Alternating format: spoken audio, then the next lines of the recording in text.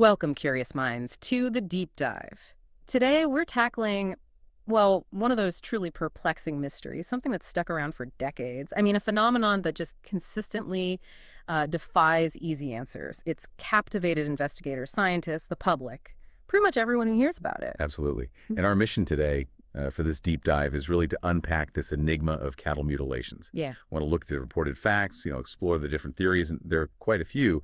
Also understand the impact, which is huge for rural communities, and sort of dissect how media, psychology, skepticism, how it all plays together to keep this mystery going. Yeah, and right off the bat, the thing that grabs you, what makes them so unsettling, are these like signature characteristics. You've got the eerily precise, almost surgical removal of organs, Uh-huh. the total lack of blood usually at the scene, and then this baffling absence of tracks, no footprints, no vehicle marks. It challenges every normal explanation you could possibly think of. Exactly. That consistent pattern of injuries, that's the real core here. Right. Is what makes these cases stand out. We're talking about really meticulous removal of soft tissues, Mhm. specific areas like around the jaw, eyes, the tongue, the rectum, Right. and sometimes internal organs too, heart, liver, sexual organs might be gone. Hmm. And always with this strange precision. That surgical precision bit always gets me because, a coyote or a wolf, they don't operate like that, do they? Yeah. These cuts are described as, well, incredibly clean, sometimes almost like they've been cauterized. Yeah, cauterized or cut with extreme heat, sometimes showing clean cellular separation under a microscope. It's Oh. just It's not like natural predation. It's not even like most wounds humans would inflict. It suggests something different. And then there's the lack of evidence, which is almost as weird as the injuries It's themselves. totally baffling. You have significant tissue removed, sometimes large organs, Yeah. but no blood, no pooling, no splatter nearby. How? I mean, how is that even possible? That's the million-dollar question, isn't it? And on top of that, no signs the animal struggled. No churned up ground. Okay, wait. No struggle and no tracks, no footprints, no tire tracks, no drag marks, even if the ground is soft. Exactly. Even in mud or soft pasture. It suggests, I don't know, incredible stealth. Maybe something airborne. Which seems impossible, right? Leaving no trace in an open field. It defies physics almost. And what about the scavengers? You mentioned something. They often avoid these carcasses. That seems unnatural too. It's another really persistent, strange detail. Local coyotes, birds, insects, they often seem to steer clear for an unusually long time. Why? Maybe there's some residue left. Or maybe whatever did it, its presence lingers somehow. We just don't know. It adds to the whole high strangeness factor. There have been so many reports, but wasn't there one early case that really blew this whole thing open? Something about a horse? Yeah, you're probably thinking of Snippy. Well, the horse's actual name was Lady, but she became known as Snippy. This was back in September 1967 in Colorado. It really caught national attention. Her head and neck were found completely stripped of flesh, right down to the bone. Just stripped. Yeah, and again, reports said no blood, remarkably clean cuts, and crucially, no tracks anywhere around the carcass. It really set the pattern, the template for what people started looking for. And the ranchers, they must have known right away this wasn't normal. They work with animals constantly. Absolutely. They were often the first to say, hang on, this isn't a pack of coyotes. Mm-hmm. They see animal deaths, predation. Yeah. It's part of the job. But the specific removal of, say, eyes, tongues, udders, genitals, the clean cuts, the lack of blood, no tracks, it just screamed wrong to them. Fundamentally different from anything they'd normally encounter. So this really took off, attention-wise, when? Later in the 20th century. Yeah, mostly the latter half, especially across the American West and Midwest.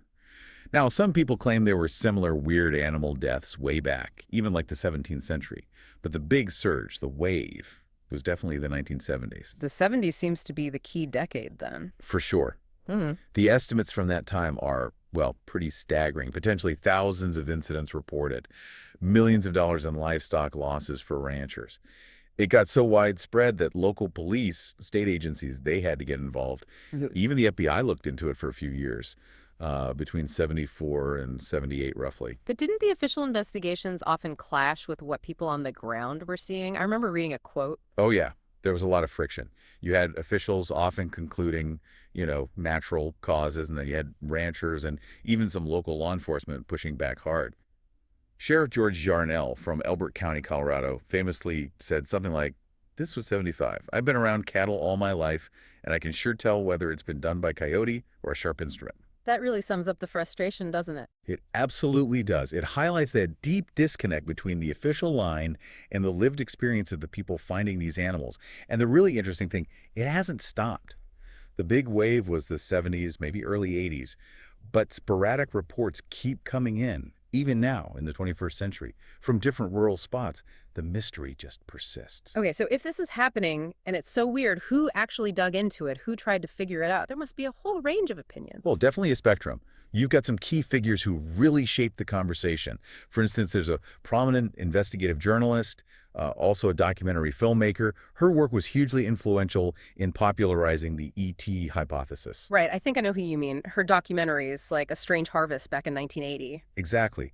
She really focused on those precise cauterized-like cuts, the lack of blood people reported, and linked it to sightings of unusual lights or strange helicopters near the sites. And her takeaway, which she still explores today, was basically aliens harvesting biological samples, maybe with some kind of government nod and wink. That was her conclusion, yeah. And it really embedded that idea, the ET connection, in the public consciousness. It became, for many, the default explanation. Okay, so that's one end of the spectrum. Who else? Well, then you have someone from law enforcement, a state police officer down in the Southwest who did a lot of on-the-ground investigation work in the 70s. He was known for being really meticulous, documented hundreds of cases, and he consistently noted those signature features we talked about, the perfect circular or triangular cuts. Eyes, tongues, rectums, that sort of thing. Right. Udders, genitals too, often seem cauterized. And always, or nearly always, that perplexing lack of blood, no signs of the struggle, no footprints. Did he find anything else? Anything physical? Interestingly, yeah, he reported finding trace evidence of sedatives in some carcasses, and also numerous reports from witnesses about unmarked helicopters being seen near mutilation sites around the same time. Helicopters. Okay, that points in a different direction, doesn't it? It certainly fueled other theories. His work became a big source for ideas involving, secret government operations, maybe black projects testing something, biological warfare research, even rumors of underground bases. But then the official federal investigation came to a very different conclusion, right? The FBI report in 79. Completely different. Yeah. Yeah, that investigation, led by Agent Kenneth Rommel, basically concluded it was overwhelmingly natural causes: predation, decomposition, scavengers. The report explicitly said something like, none of the reported cases has involved what appear to be mutilations by other than common predators. It tried to explain the surgical cuts as just, natural tearing as the hide dried, or scavengers being surprisingly neat eaters. Which, as you said, didn't sit well with the ranchers or local cops who'd seen it firsthand. Not at all. There was strong disagreement. They felt the feds just didn't grasp the sheer strangeness of the best cases. Any other notable investigators? Maybe from the scientific community? Yes, there was a scientist, actually a plant physiologist, who did extensive field research in one of the real hotspots in the 70s, a region known for, well, high strangeness. He cataloged tons of reports, not just mutilations, but also weird aerial sightings, strange lights, other peculiar animal deaths. Very detailed scientific approach. And what did he conclude? His work didn't necessarily point to one culprit, but it highlighted just how genuinely perplexing many incidents were. He often noted correlations between the animal deaths and nearby aerial phenomena, suggesting patterns that seemed to go beyond just coincidence. He kept the door open to stranger possibilities, let's say. Okay, so ETs, government ops, natural causes, any other angles? There's a really interesting sociological take from an agricultural historian.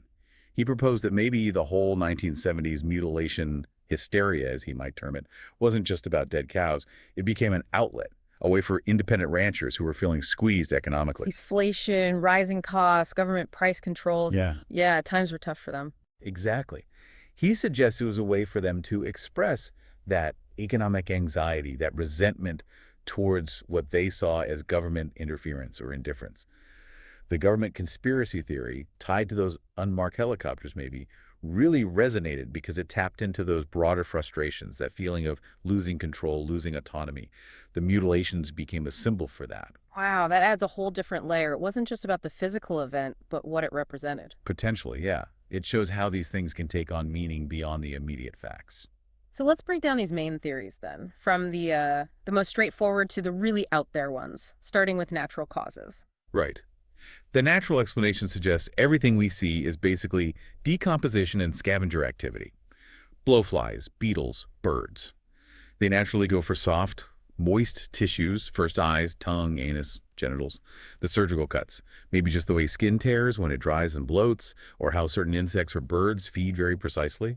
The bloodlessness could be livor mortis blood settling internally after death, or blood soaking into the ground, or insects consuming it quickly. Okay, that sounds plausible for some cases, maybe many. But what about the critics? What's their counter-argument? Well, the critics point to the combination of factors in the really classic cases. The extreme precision, the specific organs repeatedly taken, the lack of damage elsewhere on the carcass, the consistent reports of no blood at all, even right after death, and the missing tracks. They argue that natural processes just don't quite line up perfectly with that whole package. It leaves this unexplained remainder, as some researchers call it. Okay, what about humans then? Pranksters? Cults? That's another category. Theories range from, yeah, cults doing rituals, maybe Satanists, or just sadistic pranksters trying to cause fear. Some have even suggested organized groups harvesting glands or tissues for, I don't know, alternative medicine or something. But the criticism there. The main issue is scale and evidence. Is it plausible that scattered cults or pranksters could account for potentially thousands of cases across decades, often in remote areas, using incredibly precise techniques, leaving no tracks, no witnesses, no blood, and getting away with it every single time? The evidence for that kind of widespread, coordinated human activity is pretty thin, mostly anecdotal. It doesn't seem to fit the consistency and the reported stealth of the core phenomenon. Right, that level of coordination seems unlikely. Which brings us to covert operations, the helicopter connection. Exactly. This theory points to secret, earthly operations, fueled by those reports of unmarked, often silent helicopters near mutilation sites. The idea is maybe it's some kind of black project, clandestine biological testing, monitoring for disease outbreaks like mad cow or anthrax, maybe genetic sampling, using advanced, maybe still classified, aircraft and surgical tools to quickly and quietly extract samples. This theory usually implies government knowledge or involvement, even if it's a rogue element. That explanation accounts for the technology and the stealth, maybe? It does. It offers a technologically advanced but still terrestrial explanation. And then the big one, extraterrestrials. Yeah, the ET hypothesis. This is probably the most famous and certainly the most sensational. Proponents look at the sheer technical precision cuts, seemingly beyond normal field surgery capabilities, especially back in the 70s. They point to the implied technology needed for that precision, maybe for levitating heavy animals without leaving tracks. The lack of blood, the seemingly impossible removal of large animals from enclosed pastures, and the frequent correlation with UFO sightings in the same areas. It all leads them to suggest aliens are harvesting biological material. For research, genetic sampling, who knows? It definitely captures the imagination. Four very different potential explanations, each with points for and against. And none universally accepted, which is why we're still talking about it. Beyond the mystery itself, we really need to talk about the human cost here. This isn't just an abstract puzzle for investigators. Absolutely not. For the ranchers involved, the economic impact is immediate and devastating. Losing even one animal, especially breeding stock, is thousands of dollars gone. Market value, future offspring, the investment. It can genuinely threaten their livelihood. For small, independent ranchers, a string of these could mean bankruptcy. But it's more than just the money, isn't it? The emotional toll. Oh, it's immense. You have to imagine, first, there's grief. These aren't just livestock units. They're often animals they've raised, part of their family heritage in a way. Then there's the sheer horror and disgust. Finding an animal like that, the wounds are so unnatural, so precise, it feels a violation, a trespass on their land, their sanctuary. And that must turn into anger. Definitely. Anger at whoever or whatever did this, anger at the desecration, and then this gnawing paranoia often sets in. Ranchers have talked about feeling watched, feeling targeted. It leads to this constant anxiety, hypervigilance. It sounds a lot like PTSD, frankly. That feeling of isolation must be terrible too, especially if people outside the community are skeptical or ridicule them. That deepens the wound, absolutely. Feeling like you're facing this bizarre, terrifying threat alone and nobody believes you or they think you're crazy. It creates this profound sense of isolation. And all this fosters a climate of fear, right, in these often isolated rural areas. For sure. People become hypervigilant, maybe start doing informal patrols. There's worry for their property, their other animals, even their own safety. What is this thing that operates with such impunity? And what about their trust in authorities? If local law enforcement is stumped and maybe higher-ups dismiss it? That leads to huge frustration, a feeling that the system isn't working, that their concerns aren't being taken seriously. When traditional institutions fail to provide answers or protection, it breeds deep distrust. And that's when alternative narratives, conspiracy theories, cover-up theories, That's when they really take root. Because people need an explanation, and if the official ones seem inadequate, they'll look elsewhere. The media must have played a huge role in how this whole thing unfolded and how people perceived it. Oh, unquestionably. Especially in the early days, the 70s. Local newspapers, radio, TV, they often sensationalized the details. Headlines about phantom surgeons, bloodless carcasses, UFO link. They used really evocative, sometimes lurid language that created a sense of dread and mystery. It definitely laid the groundwork for wider public awareness, maybe even panic in some areas. And the timing was right too, wasn't it? The cultural backdrop. Perfect storm, really. Mid-20th century, you had the flying saucer craze already going, Cold War paranoia was high, there was growing distrust of government post-Watergate. So when these strange cattle deaths started hitting the news, theories involving aliens or secret government plots didn't seem that far-fetched to a lot of people. The cultural soil was fertile for those kinds of ideas. So the media didn't just report it, it sort of shaped the narrative. In many ways, yes. By repeatedly focusing on the most bizarre elements, the mutilation angle, it conditioned people to see unusual animal deaths through that specific lens. It solidified the phenomenon in the public mind. And then, of course, pop culture picked it up. TV shows, movies. They integrated cattle mutilation into sci-fi and horror tropes, further cementing it as this known, mysterious thing. The helpless rancher, the elusive phantom mutilator. These became archetypes. You mentioned the phantom mutilator. That idea comes from the sheer difficulty of investigating these cases, right? Exactly. The investigative challenges are huge. Think about it. Usually no witnesses, often a lack of traditional forensic evidence, especially the absence of tracks. The crime scenes are vast, open pastures, impossible to secure properly. And decomposition happens fast out in the elements, making analysis tricky. So you rarely get arrests or clear-cut forensic answers. Which leaves that unexplained remainder we talked about, even if science can explain some cases as natural. There remains this core group of cases with those really consistent, weird features. The precision cuts, the specific organ removal, the lack of blood, no tracks, maybe weird lights or sounds reported nearby. It's that persistent pattern that keeps a mystery alive. And that leads to the idea of the phantom, something unseen, operating with total stealth. Yeah, whether people imagine it as aliens, government agents, or something else, it's an entity that strikes and vanishes without a trace. The fact that nobody, as far as we know, has ever actually witnessed a mutilation happening just adds fuel to that fire. It makes the theories impossible to definitively disprove through observation. We should also touch on the psychological side. How much could things like suggestibility play a role? That's a factor psychologists and skeptics bring up. Observer suggestibility, confirmation bias. If someone already believes in UFOs or is primed by media reports, they might be more likely to interpret ambiguous evidence like scavenger damage or decomposition effects as deliberate surgical cuts that fit the mutilation narrative. They see what they expect or want to see. It can reinforce the extraordinary explanation, even if a mundane one fits. It really highlights this fundamental clash in approach, doesn't it, between wanting the simplest explanation and acknowledging truly strange evidence. It really does. You have, on one side, the principle of parsimony, or Occam's razor scientists and skeptics preferring the simplest explanation, natural causes, until it's absolutely ruled out. Don't invoke complex theories like aliens or secret ops if predators and decay can explain it. But on the other side, you have those, including some investigators and many witnesses, who argue that parsimony just isn't enough here. They say you can't dismiss the consistent, highly anomalous signature features of the core cases. Ignoring those details, they argue, might mean missing something genuinely strange and important. So it's a battle between sticking to the known versus being open to the truly unknown. Pretty much. And that unexplained remainder is the battleground. Is it just stuff we haven't figured out yet within known science, or is it pointing towards something else? The fact that this debate still rages after 50 years tells you a lot. Maybe less about the phenomenon itself and more about how we grapple with the unexplained. Stepping back even further, what does this whole phenomenon mean on a deeper level? It feels like it's become more than just dead cattle. It's almost like a modern myth. I think that's a great way to put it. Yeah. For the rural communities directly affected, it's this profound violation. It shatters the sense of safety and predictability in their world.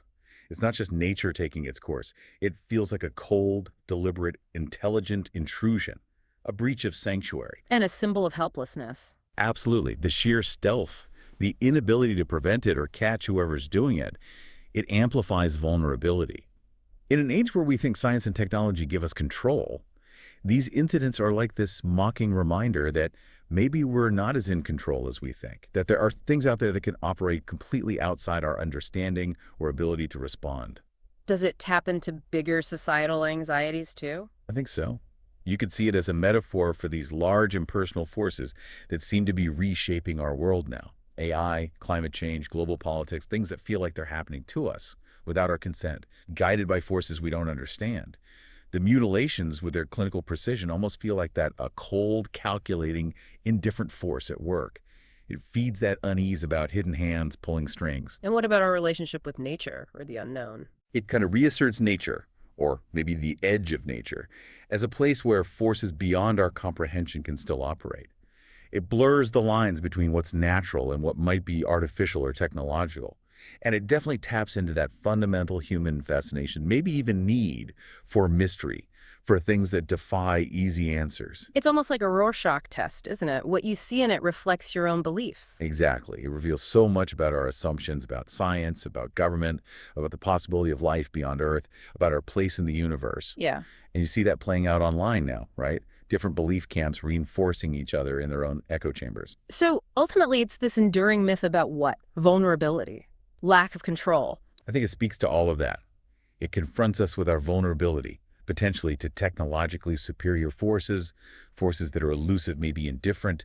It pushes against the boundaries of our knowledge, maybe exposes a bit of scientific hubris. It highlights that some things might just remain stubbornly unexplained, and maybe, most profoundly, it taps into that pervasive modern feeling of being small, of being watched, maybe even experimented on by forces we simply can't grasp. And this isn't just history. You mentioned reports continue. Where are we seeing recent activity? Yeah, it flares up periodically. Rural areas in the U.S. remain common sites. Oregon, for example, particularly Harney County, has seen ongoing activity and attention. There was even a documentary focused there, Not One Drop of Blood, released around March 2025. It looked back at incidents from 2019 involving 5 purebred bulls found drained of blood, sexual organs removed with precision, and more recently, like November 2024 in Grant County, Oregon, a bull found with its snout, tongue, eyelids, and penis gone, cleanly removed. On Kansas, too. Kansas had a spate of reports. June 2025, near a town called Munden, a 700-pound heifer found butchered right ear gone, a whole rear quarter removed, then a second cow 2 weeks later. More reports later in 2024, August, October, often involving removal of sex organs.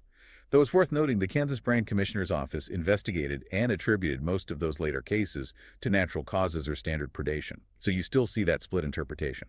Any reports outside the U.S. recently? There were some reports out of India around January 2025 from Karnataka State. Things like a pregnant cow slaughtered, the fetus removed, limbs and horns discarded, a calf with its tail chopped off, cows with damaged udders.